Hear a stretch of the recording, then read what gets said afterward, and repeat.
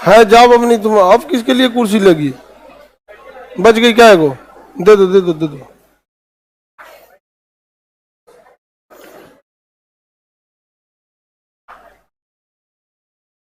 अब वो लाइव कर रहा है, उसको कुर्सी मांगो लो। थोड़ा सा रुक जाओ।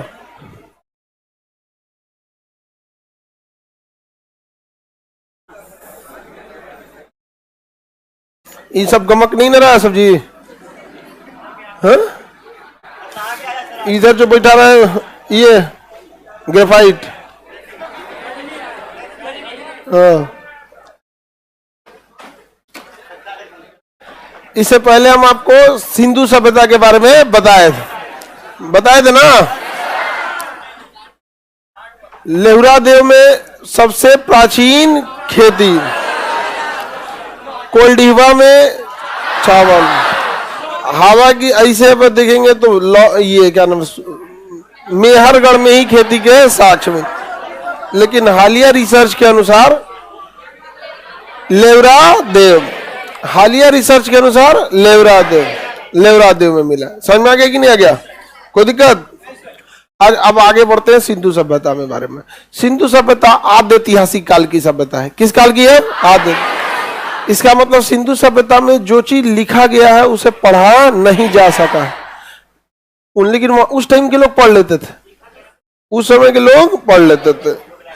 अब हम लोग के लोग नहीं पढ़ पाते क्योंकि वो शैली ही छूट गई। कोई एक को बचल रहता तो सिखाता नहीं कौन अक्षर है कैसे है।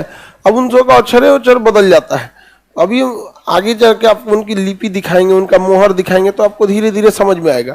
लेकिन सिंधु सभ्यता की लिखावट हम लोग नहीं पढ़ पाते हैं आज के जमाने में। ठीक है, तो सिंधु सभ्यता के बारे में हम अब बताते हैं। सबसे पहली जानकारी चार्ल्स मैसन ने दिया, सर्वेक्षण कनिंघम ने किया, नामकरण जॉन मार्शल, खुदाई दयाराम साहनी। यहां तक तो याद है? दयाराम साहनी ने किया था। ये क्या कर दिया हम?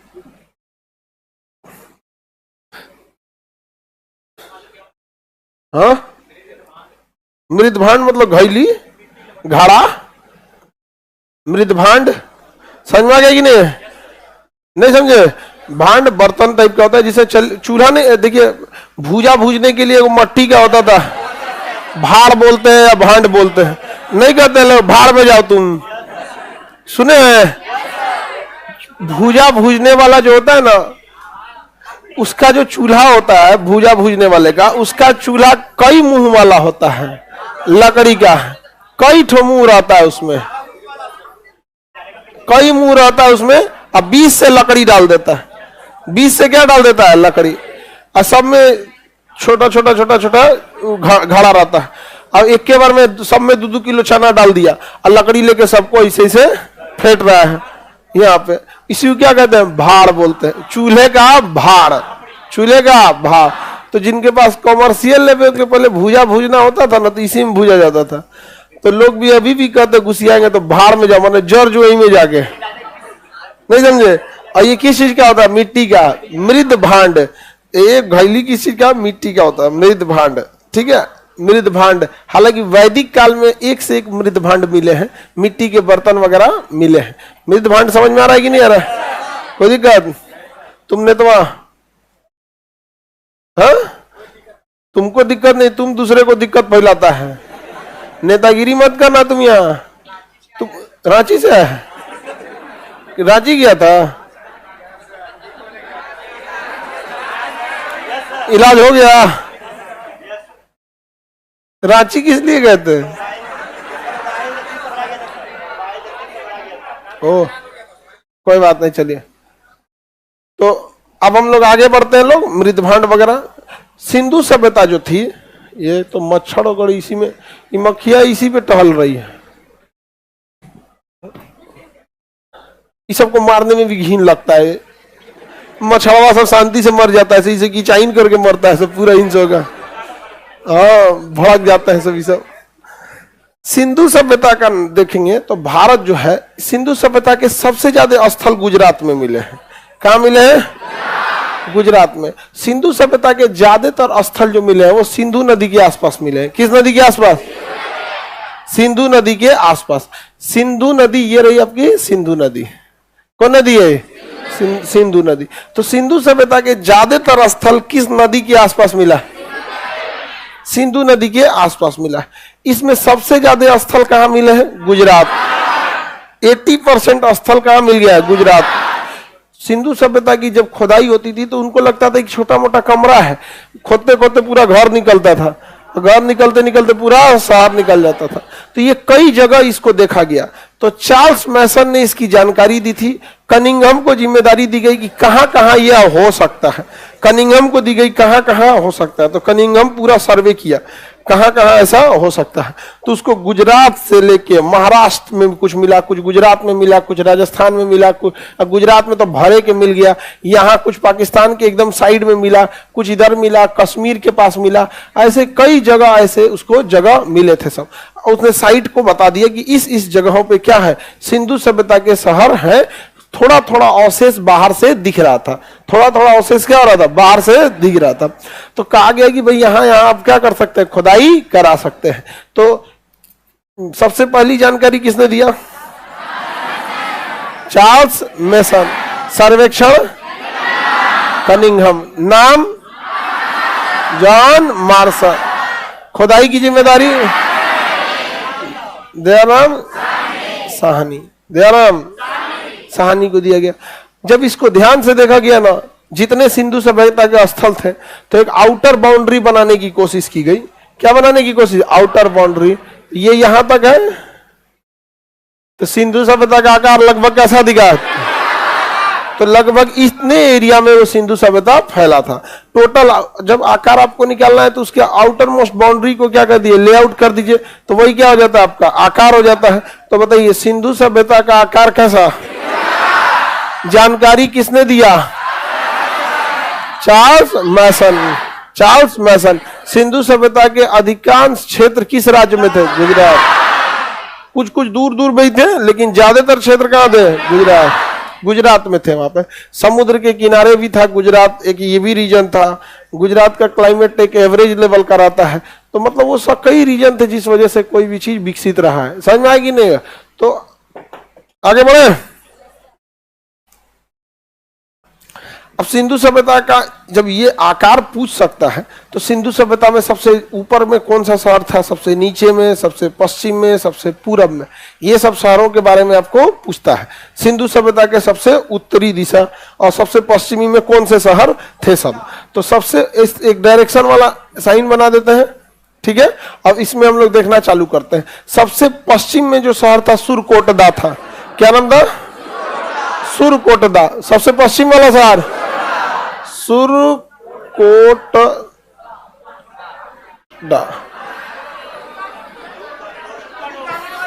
सुतका गेंडोर। सुतका गेंडोर। सुरकोटदा गुजरात में था। सुतका गेंडोर। क्या नाम था? सुतका गेंडोर। ये पाकिस्तान में था। कहां था? पाकिस्तान। पाकिस्तान में यहाँ पे एरिया में था, एकदम लास्ट में। सुतका गेंडोर। सुरकोटदा गुजरात में है। वहां घोड़े का अस्थि मिला है। किसका अस्थि मिला है? घोड़े का अस्थि मिला है। आगे बढ़े। देखिए ये जगह कौन सा हो गया? सुतका गेंडोर। सबसे ऊपर में था मांडा। सबसे ऊपर में मांडा। ये कश्मीर में था। कहा था? कश्मीर में। कहा था? कश्मीर में। सबसे पूरब में अगर आप देखेंगे आलमगीरपुर। यहाँ पे आलमगीरपुर सबसे ये यूपी में था। कहा था? यूपी में। अब देखिए यूपी में बुलंदशहर के पास मेरठ और बुलंदशहर के बीच में ये यानी सिंधु सभ्यता का सबसे कम अगर कहीं विस्तार होता है तो पूर्वी दिशा में होता है, क्योंकि बस यूपी की इसी एरिया में, इस एरिया तक में भी यूपी में नहीं आता है। तो जबकि इसका ज्यादातर विस्तार पश्चिमी साइड में ही था। आगे बढ़ जाए। और सबसे दक्षिण में भी ज्यादा विकास नहीं था। महाराष्ट्र के दैमाबाद में।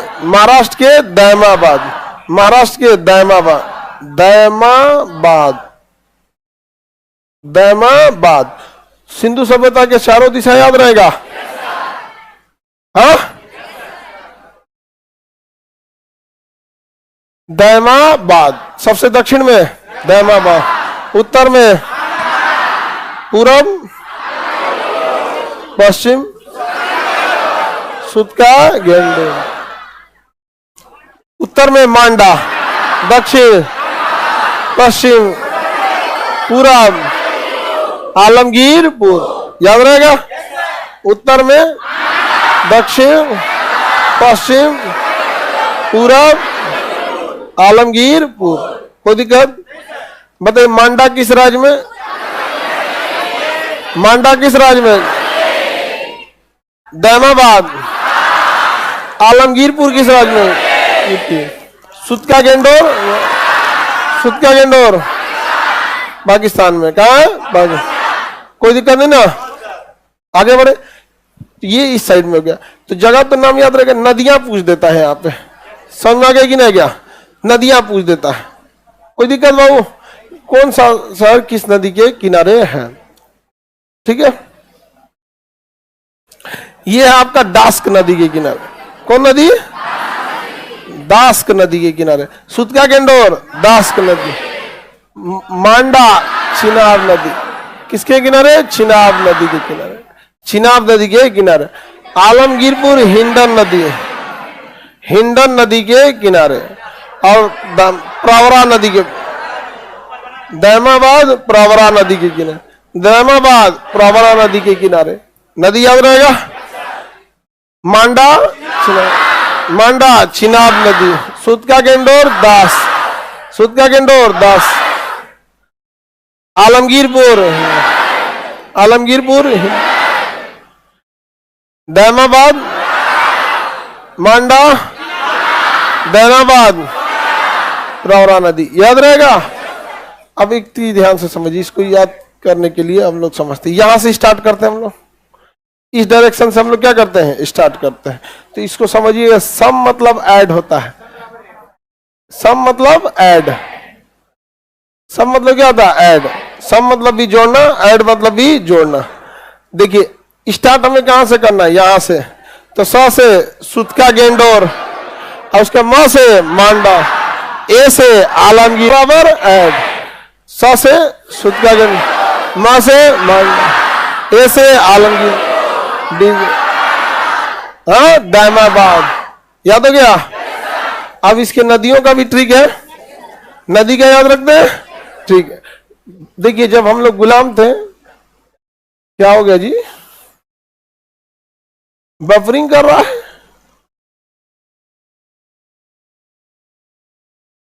कभी कभी कर दिया होगा।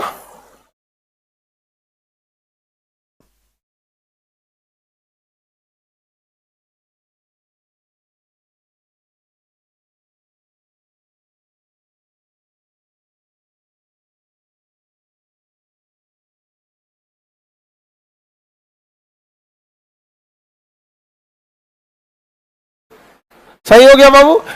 वाईफाई क्या होता है कि बाबू कभी कभी वाईफाई में एक आध सेकंड के लिए वाईफाई कटता है ना, तो दूसरे वाईफाई पे शिफ्ट होने में 1 सेकंड लग जाता है, 1-2 सेकंड लग जाता है। तो 1-2 सेकंड के लिए, 1-2 सेकंड में आप लोग 1-2 हजार चिल्ला देता है सर जी बफरिंग हो गया, अब ठीक हो गया। अब देखो आधा हल्ला मचा दिया तो बफरिंग हो गया, अब हल्ला मचाएगा तो ठीक हो गया। सम बराबर एंड। जब हम गुलाम थे तो भारत में डच थे सब की नहीं? डच थे। भारत में कौन थे? डच। लेकिन डच अभी भी है, लेकिन भारत में नहीं। डच हैं पर भारत में नहीं है। डच हैं पर भारत में नहीं। देखिए स से सुतका गेंडोर, द से दास्क नदी, म से मांडा, च से चिनाब नदी, ए से आलमगीरपुर, ह से हिंडन नदी, द से दैमाबाद, प से प्रवरा नदी। अभी तो भारत वाला काट दिए यहाँ पे। याद रहेगा?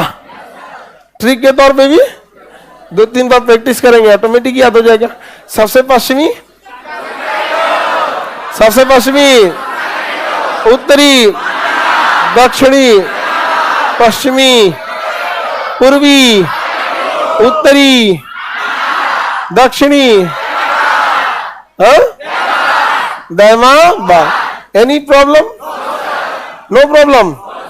चलिए तब हम आगे बढ़े। नदी पूछे तो बता ही देंगे। मांडा किस नदी किनारे? दैमाबाद, सुतका गेंडोर, आलमगीरपुर किस नदी किनारे? हिंडा नदी के किनारे। आगे बढ़े बाबू, खड़े हो जाओ आप। खड़े हो। तुम नहीं, पीछे सबसे और पीछे खड़ा हो, पीछे देख रहा था अभी। चलिए, खड़ा हो गया जिसको खड़ा होना था। तुम बैठ जाओ, आगे वाले जो लोग। अरे तुम खड़ा रहो गधा कहीं का। तुम्हारे आगे कोई दिख रहा है? तुम भी बैठ जाओ। तब तुम नीला ही शर्ट बताना। तुम सुतका गेंडोर किस नदी किनारे? मांडा, बीच में कोई नहीं बोलेगा। दैमाबाद, आलमगीरपुर। हाँ, ध्यान से यहीं बैठ के याद किया कर। समझ में आ गया? बैठ जाओ। ऐसे सेकेंड हैंड मुंह बना के रखा है, ऐसे लग रहा है जैसे OLX से डाउनलोड किया गया है। हाँ, एकदम मेरा के बैठल, एकदम चुपचाप बकलोल कहीं का। बताइए। सुत का गेंडो, आलमगीर। हाँ, दैमाबाद।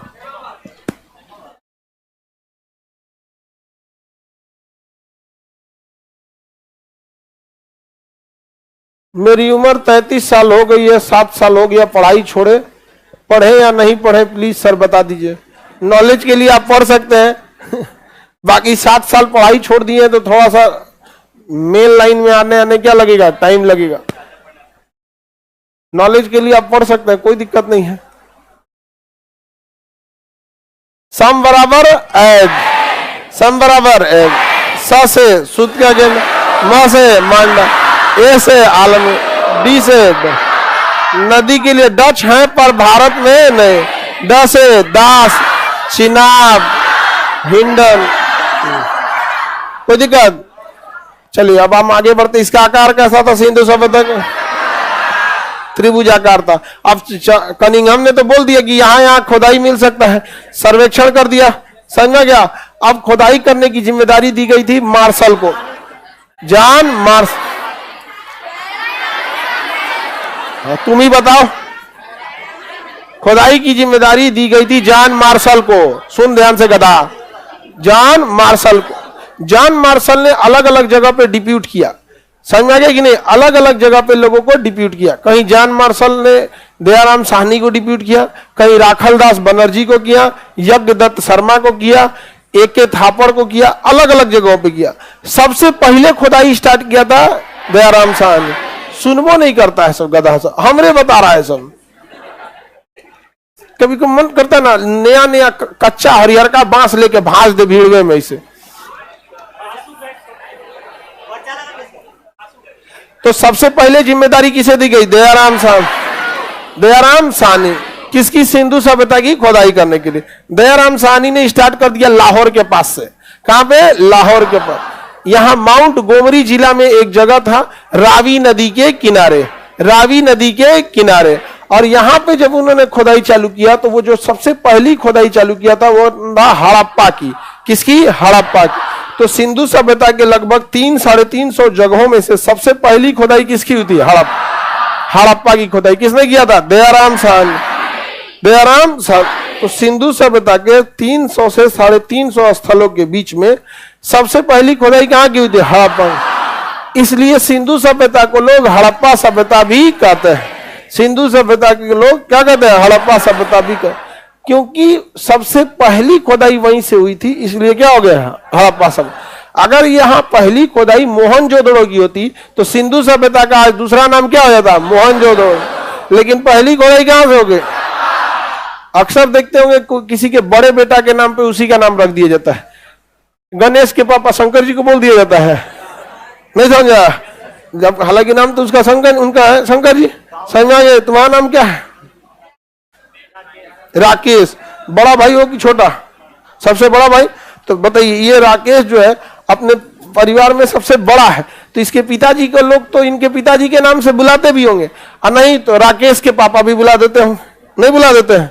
बड़े बेटा के नाम पे लोग क्या कर देते हैं, बुला देते हैं। हमारे पिताजी को भी लोग कभी कभी खान सर के पापा बोल देते हैं, नहीं समझ आ गया? अभी बोल देते हैं लोग, अभी वगैरह। हाँ, पंचायत सीरीज में रिंकिया के पापा, बेचारा उस पंचायत में तो सचिव जी का ट्रांसफर हो जाता है। रिंकिया टेंशन में आ जाती है, जा इतना मुश्किल से का फंसैलो हमरे, पानी टंकी पे चढ़ के चाय पिया थे कर। आगे बढ़े तो बताइए, सिंधु सभ्यता की पहली खोदाई कहां से हुई थी? इसलिए उसका नाम क्या हो गया, हड़प्पा सभ्यता। हड़प्पा किस अभी कहां पे है? पाकिस्तान, जिला माउंट गोमरी, जिला माउंट गोमरी। पाकिस्तान के किस जिला में? माउंट गोमरी। किस नदी किनारे? रावी नदी किनारे। किस नदी किनारे? रावी नदी के, रावी नदी के किनारे था हड़प्पा। यहां से बहुत सारा चीज मिला है। यहाँ पे कुम्हार का चाक मिला है, जिससे मिट्टी के बर्तन बनाए जाते हैं। कुम्हार एक इतना बड़ा पहिया रखे रहता है, जिसको ऐसे नचाते रहता है और उसी से ऐसे मिट्टी बना देता है। कुम्हार का चाक कहाँ मिला है? हड़प्पा। कुम्हार का चाक। अब कुम्हार का कुछ पगला उगला है क्या तुम? शांति से रहो, आगे बढ़े। बताइए, कुम्हार का चाक कहां से मिला? कुम्हार मेहनती होता है, मजदूर की श्रेणी में आएगा, काम करेगा, भूख लगा खाएगा कि नहीं, तो वहां अन्नागार भी मिला है, भोजन रखने वाला गोदाम। तो कुम्हार का चाक हड़प्पा, अन्नागार हड़प्पा। थक जाएगा तो आराम करेगा, श्रमिक आवास हड़प्पा, श्रमिक आवास, श्रमिक आवास हड़प्पा। तो हड़प्पा से बहुत सारी चीजें मिली है। हड़प्पा से क्या मिली है? बहुत सारी चीजें मिली है। तो हम यहां बना देंगे हड़प्पा से क्या क्या मिला है। पहला स्थल क्या था? हड़प्पा। क्या था? हड़प्पा। 1921 में। किस नदी किनारे है? रावी नदी। किसने किया था खोदाई? साहनी, दयाराम साहनी ने। यहाँ क्या क्या चीज मिला है बाबू? कुम्हार का चाक, कुम्हार का चाक, अन्नागार, श्रमिक आवास, श्रमिक आवास, आराम करने के लिए श्रमिक आवास, श्रमिक आवास। मातृ देवी की मूर्ति, मातृ देवी की मूर्ति। श्रमिक आवास के बाद मातृ देवी की मूर्ति। लकड़ी की ओखली, लकड़ी की ओखली, लकड़ी का ताबूत, लकड़ी का ताबूत, लकड़ी का ताबूत। अब बताइए, मातृ देवी की मूर्ति, मातृ देवी की मूर्ति। किसकी मूर्ति है? मातृ देवी की मूर्ति। मातृ देवी की क्या मिली है? मूर्ति। यानी उस समय यह पता चलता है कि किसी पुरुष का मूर्ति मिलने की जगह मातृ देवी की मूर्ति मिली है। यानी उस समय का समाज महिला प्रधान था। कैसा समाज था? मातृ समाज, महिला प्रधान, मातृसत्तात्मक था। जब अभी के समाज कैसा है? हाँ, पितृसत्तात्मक है। अभी का समाज कैसा है? पितृसत्तात्मक है, पेट्रियोटिक सोसाइटी है। अभी किसी से पूछेगा आप किसके लड़का है, तो पिताजी का नाम बताएगा। अगर किसी के पिताजी नहीं है तो स्वर्गीय लगा के बताएगा, लेकिन पिताजी का ही बताएगा। माता का तो बताइए नहीं करेगा, कभी ना बताने वाला है। समझा गया? भले ननिहाल जाइएगा तो बताइएगा, ननिहाल जाएंगे तो किसका बताएंगे? माता जी के यहाँ पे। वहां पे वहां पापा को कौन जान रहा है? वहां कौन जानेगा इतना? तो बताइए, मातृ देवी की मूर्ति, मातृ देवी की मूर्ति, श्रमिक आवास, कुम्हार का चाक, हड़प्पा मिला। लकड़ी का ताबूत, ताबूत तो लकड़ी का ही होता है, जिसमें लाश दफनाया जाता है। खूब अच्छा से पैक करके ताबूत में दफना दिया जाता है। क्रिश्चियन लोग जो होते हैं ना, क्रिश्चियन, वो लाश को किसमें दफनाते हैं? ताबूत में। पहले लकड़ी के बॉक्स में पैक कर देते हैं, उसके बाद गड्ढा खोद के उसको अच्छे से रख के फिर ढको के बनाते हैं यहाँ पे। जबकि मुस्लिम लोग जो है वो भी सेम दफनाते हैं, लेकिन वो ताबूत नहीं रखते हैं। वो लोग क्या नहीं रखते हैं? ताबूत नहीं रखते हैं यहाँ पे। जैसे एक ऐसे गड्ढा हो गया यहाँ पे, ये गड्ढा। अब ईसाई लोगों को रखना होगा ना इसमें, तो पहले क्या रखेंगे? ताबूत। लाश को किस में रखेंगे? ताबूत में रखेंगे। उसके बाद इसमें रखेंगे, उसके बाद मिट्टी डाल देंगे, ताकि कफन पे गंदा नहीं होना चाहिए। एक परंपरा के हिसाब से कफन पे मिट्टी उठी नहीं लगना चाहिए। तो इस तरह से ईसाई लोग दफनाते हैं। मुस्लिम लोग भी क्या करते हैं? कब्र खोदते हैं और उसके बाद से ना यहाँ लकड़ी या कुछ वो रख देते हैं, पटरा, लकड़ी बांस वगैरह की कुछ कुछ ऐसे रख लेते हैं और अंदर लाश को रख देंगे और डायरेक्ट लाश के ऊपर मिट्टी नहीं डालेंगे, इसके ऊपर लकड़ी पटरा या कुछ कुछ ऐसे लगा देते हैं। समझ आ गया कि नहीं?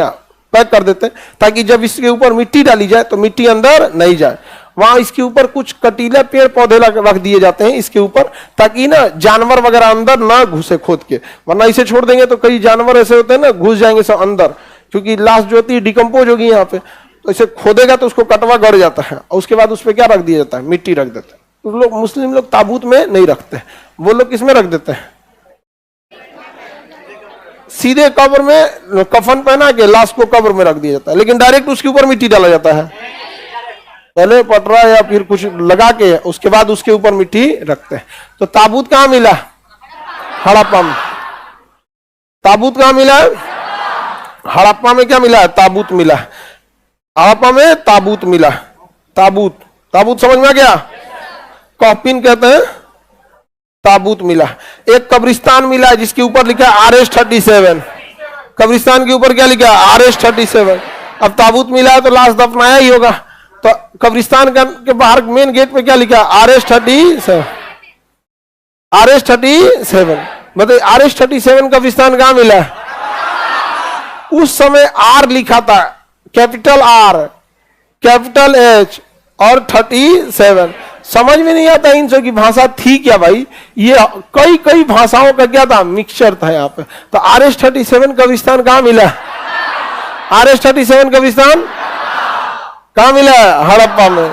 किसी को कोई दिक्कत? माती देवी की मूर्ति, अन्नागार, श्रमिक आवास, श्रमिक आवास हड़प्पा में मिला है। हड़प्पा की खुदाई किसने किया था? RH-37। हाँ, हाथी का कपाल, हाथी का खोपड़ी मिला है। कहां से? हड़प्पा से। हाथी का कपाल हड़प्पा में। हाथी कपाल, स्वास्तिक चिन्ह, स्वास्तिक चिन्ह होता है ना इसे, स्वास्तिक चिन्ह सूर्य देवता के लिए होता है। स्वास्तिक चिन्ह किसके लिए? स्वास्तिक चिन्ह हड़प्पा, स्वास्तिक चिन्ह हड़प्पा, स्वास्तिक चिन्ह RH-37 कब्रिस्तान हड़प्पा। अब वहां क्यों लिखा था RH-37 पता ही नहीं है, क्योंकि किसी ने भाषा पढ़ा ही नहीं। RH का फुल फॉर्म क्या था, RH-37 क्या था वहां पे, लेकिन कब्रिस्तान के मेन गेट पे क्या लिखा था? RH-37 और अंग्रेजी में लिखा था RH-37 एग्जैक्ट। अब पता ही नहीं चलता उनकी भाषा थी क्या, क्योंकि सिंधु सभ्यता आता है आद्य ऐतिहासिक में, उसकी भाषा मिलेगी, लिखा हुआ मिलेगा, लेकिन हमको पढ़ा नहीं जाएगा। समझ में आ रहा है कि नहीं आ रहा? कोई दिक्कत? हड़प्पा से कुछ भी क्वेश्चन पूछेगा बता देंगे। कब्रिस्तान क्या होता है? तुमको बहुत मेहनत करना पड़ेगा बाबू, जिसको कब्रिस्तान नहीं पता है अभी बहुत मेहनत करना पड़ेगा, ठीक है?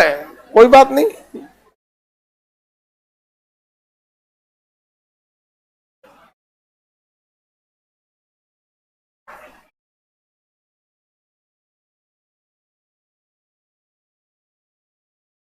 किसी को दिक्कत? RH-37 कब्रिस्तान कहां से मिला?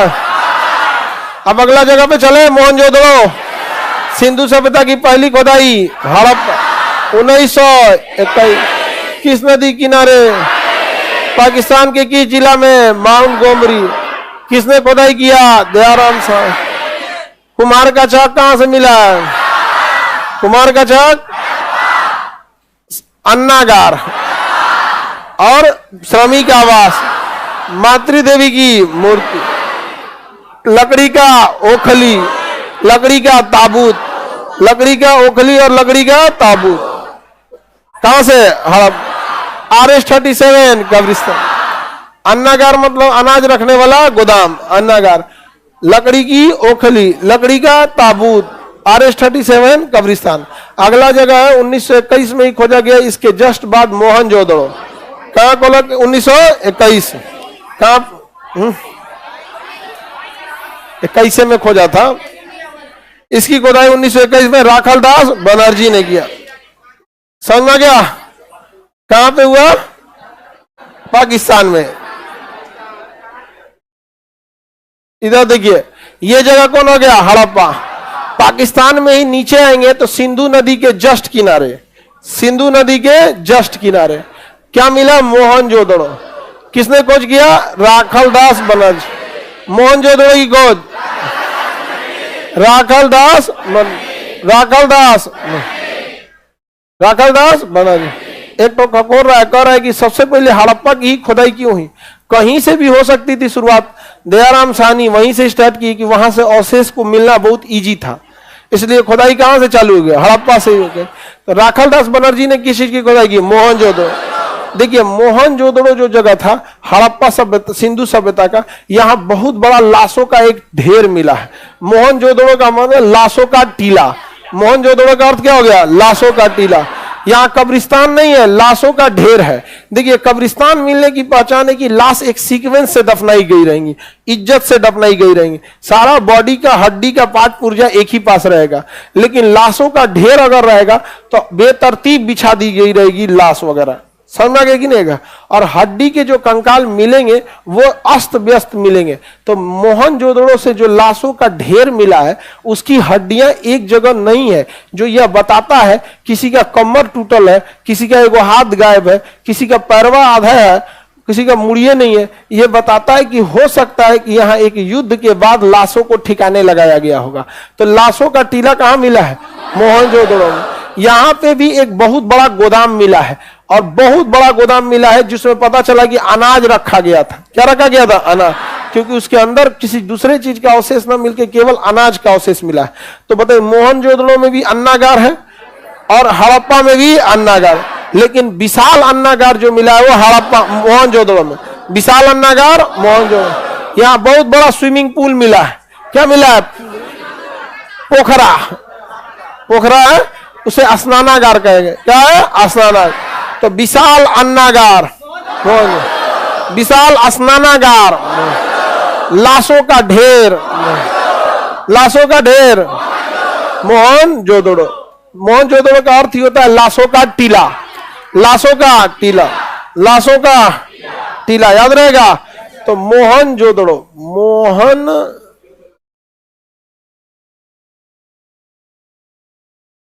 मोहनजोदड़ो समझ में गया? किस नदी किनारे? सिंधु नदी के किनारे। बताइए, यहां पे अन्नागार मिला है कि नहीं? अन्नागार मिला है, लेकिन बहुत बड़ा मिला है। अन्नागार बहुत बड़ा मिला है। स्नानागार, स्नानागार बहुत ही बड़ा मिला। स्नानागार बहुत बड़ा मिला। और उस स्नानागार में चारों ओर से सीढ़ियां थी, जो ये बताता है कि लोग यहाँ पर्सनली नहाने नहीं आते थे। पूजा पाठ के समय कोई ना कोई अनुष्ठान होगा जिसमें सारे लोग आते होंगे, डुबकियां वगैरह लगाते होंगे लोग। नहीं समझे? ऐसे कुछ तो धार्मिक त्योहारों के समय ही इसका प्रयोग होता था। किसका? स्नानागार। कहाँ के स्नानागार का? मोहनजोदड़ो। हाँ, मोहनजोदड़ो लिखा हुआ है बबनी, उसमें लिखा हुआ है। देखिए, इसमें देखिए, इसमें हाँ, उसमें लिखा रहेगा, अगले पेज पे होगा। हाँ, ऐसे ना आतर देते के बैठना लोग। समझ आ गया कि नहीं? क्या पूछ लिया करो लोग एक दूसरे से। इंपॉर्टेंट चीज लिख रही थी, तो मतलब आपको ये विश्वास है कि जो हम पीडीएफ दिए उसमें इंपॉर्टेंट चीज नहीं है। सारा इंपॉर्टेंट चीज उसमें दिखा होगा। ठीक है, कोई बात नहीं, आपको लिखना है आप लिख सकती हैं। ठीक है, और घर पे जाके फिर पढ़ लीजिएगा।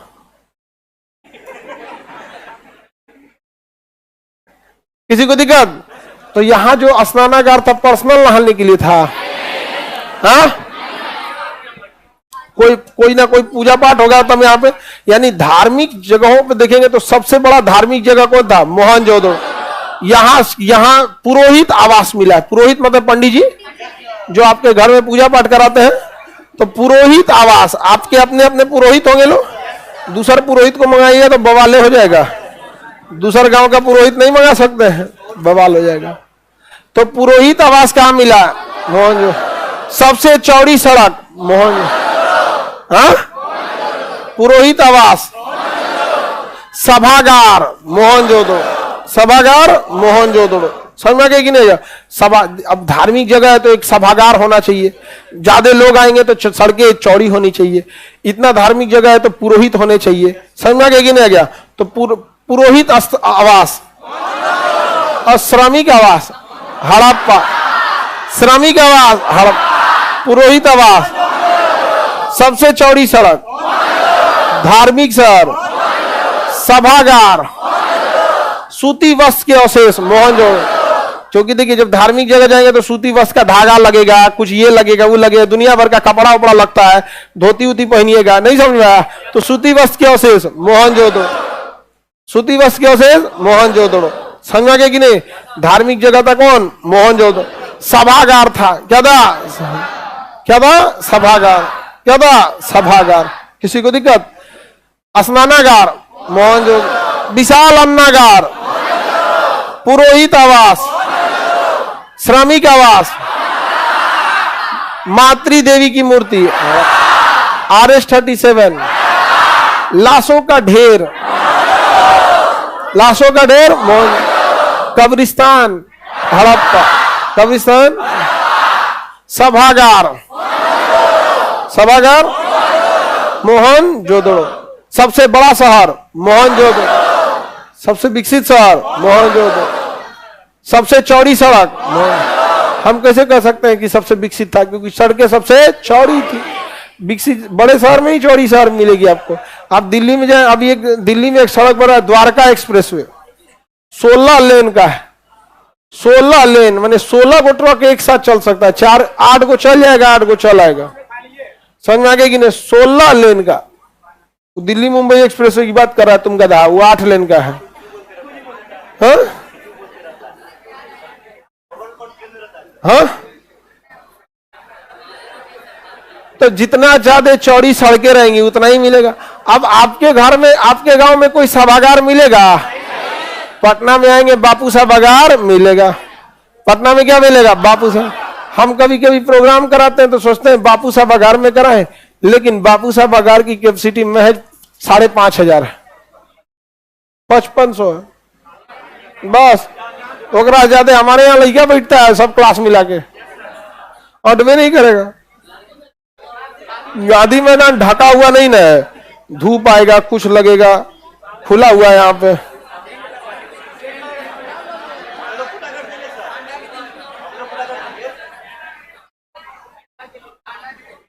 हाँ, ठंडा उंडा के दिन में देखा जाएगा। मोहनजोदड़ो समझ में आ गया? किसी को कोई दिक्कत? स्नानागार कहाँ मिला? अच्छा, कैसे पता चला होगा कि सभागार है? ये सभा हो रहा होगा, खुदाई में हुआ होगा, निकला होगा तो सभागार, कुर्सी उर्सी रखा होगा। काहे नहीं को जिंदा आदमी पकड़ लियो करे, कुर्सी उर्सी मिला होगा, सभागार होगा। जैसे देखिए, मान के चलिए अचानक तहलका मचा और ये जमीन धंस जाए, आप सब लोग समा जाएंगे, हम भी समा जाएंगे। आज से 5000 साल बाद जब खुदाई होगी हम लोग सही सलामत नहीं मिलेंगे, लेकिन हड्डी उड्डी निकलेगी। अब जब हड्डियों को जब मिलाया जाएगा तो देखा जाएगा सबका मुंह इधरे है, और आप लोग की कमर की हड्डी मिलेगी टेढ़ी, क्योंकि मांस तो खत्म हो चुका रहेगा। तो पता चलेगा ये बैठ के मरा है। समझ में आ गया कि नहीं आ गया? बैठ के मरा है। और सबका मुंह मिलेगा इधर। हमरे यहाँ जब खुदाई होगा तो हमारा कमर की हड्डी मिलेगी सीधा, उसको लगेगा कि जब खड़े था तो ये परले आया था, निपट गया यहाँ। अब दूसरा आर्कियोलॉजिक दिमाग लगाएंगे, एज देखा जाए तो देखा जाएगा कि जो समनवा हड्डियां मिला है ये एकदम पुराठ हड्डी है। समझ में आ गया कि नहीं आ गया? पुराठ हड्डी है। और आप लोग का देखेगा तो एकदम यंग हड्डी है। इसका मतलब इस सामने वाले का एज ज्यादा था और इधर वाले का एज कम। अब बाकियों की हड्डी का एज मिलाएगा, देखिएगा कि बाकियों की हड्डी लगभग सेम एज की आ रही है, 2-4 साल का अंतर है। इसका मतलब ये कोई सभागार या फिल्म नहीं था, क्योंकि सभा में अलग अलग उम्र के लोग आते हैं। फिल्म देखने अलग अलग लोग, उम्र के लोग आते हैं। ये जरूर कोई ऐसा प्रोग्राम होगा जिसमें लगभग सेम एज के लोग आए थे। इसका मतलब ये कोई ना कोई क्लासरूम था। और दूसरा, हमारा यहां पे देखिएगा माइक मिलल उलल यहां पे, हाँ, बोर्ड वगैरह, उस समय बोर्ड वगैरह नहीं ना था। उस समय ऐसे ही धीरे धीरे पता चलता है। हड्डियां अलग अलग एज की मिली हैं यहां पर, इस सब टाइप से पता चलता है। दूसरा देखिएगा कि एक साइड में केवल लड़की है, एक साइड में लड़का। समझा गया? बैग भी मिलेगा आप लोग का। हाँ, हाँ।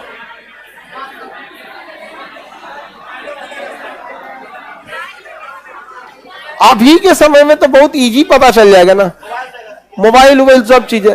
उस समय ये सब चीजें नहीं ना थी। तो ऐसे ही धीरे धीरे आर्कियोलॉजी सब क्या करते हैं, मंथन करते हैं, क्या हो सकता है क्या नहीं हो सकता। समझा गया कि नहीं? जैसे मेल का हड्डी मिलता है तो थोड़ी राक्षस टाइप का रहता है, एकदम दमदार, एकदम भयानक। महिला सब कम खइबे करती है सब, तो अलग टाइप हड्डियों तो वही रहेगा ना, दुबर पातर यहाँ पे। उसी हिसाब से धीरे धीरे आर्कियोलॉजी सब क्या करते हैं, अनुभव लगाते रहते हैं। तो जो मोहनजोदड़ो में कब्रिस्तान नहीं मिला है, लाशों का टीला मिला, जो ये बताता है कि कहीं ना कहीं से आक्रमण इनके ऊपर हुआ था। श्रमिक आवास, अच्छा, पुरोहित आवास, जब वो घर की खुदाई हुई होगी उसमें तो ना मजदूर निकला होगा श्रमिक आवास से, और ना पुरोहित आवास से पंडित जी निकले होंगे। तो पता कैसे चला ई घरवा पंडित जी के लिए है, ई घरवा मजदूर के लिए? इनके घर मूर्ति होगा, पूजा पाठ की सामान सामग्री मिलेगी, यज्ञ वगैरह के चीज मिलेगा, हवन कुंड वगैरह मिलेगा।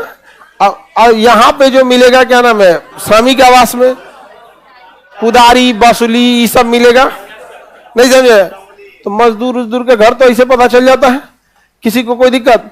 सर इस खुदाई में कैसे पता चलेगा कि ये ऑनलाइन पढ़ रहा था?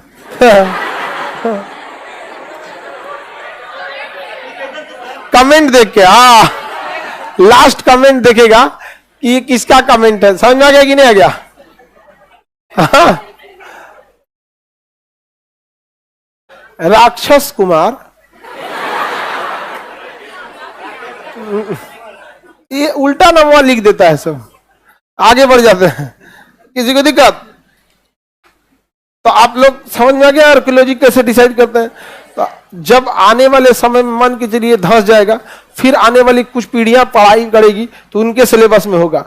मुसल्लापुर हाट की खुदाई में एक विशाल सभागार मिला है जो क्लासरूम प्रतीत होता था। समझ आएगा क्या प्रतीत होता था? क्लासरूम प्रतीत होता था। और उसमें तर्क दिया जाएगा कैसे पता चला कि क्लासरूम था। आप लोग को पता चल जाएगा कि नहीं?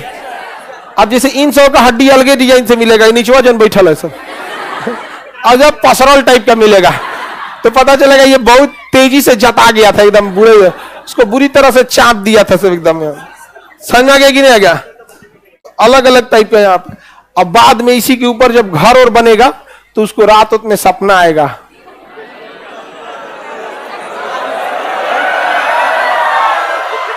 रात में क्या आएगा? सपना अपना। ऐसा कोई सपना अपना नहीं आता है। जिसको रात में सपना है वो दिन में उसे हुमच के काम कराइए, देखिए वो कब सूत के उठेगा उसका पता नहीं चलने वाला। भेजिए हमारे पास जिसको ये सब सपना अपना आता है। 4 दिन कहेंगे तुम लाइन लगाओ बैच का सब, फिर देखिए अच्छा लड़की सब कर दे देंगे कि लड़की सबको बैठाने के लिए ना कुछ दी सब, तब कहेगा लोग। हाई सब बहुत ज्यादा झगड़ा होती है सभी सब। यहाँ पे 3-4 लाइन तक यहाँ से अगवा बैठने के लिए ना एकदम किचाइन के लिए रहती है सर। हमारे पास आके कहेगी देखिए ना सर मेरे हाथ दबा दी थी। हम कहे तोरा जैला भी ना का जरूरत है मैं, तो चल जाती है। कोनो फायदा है बोल ले।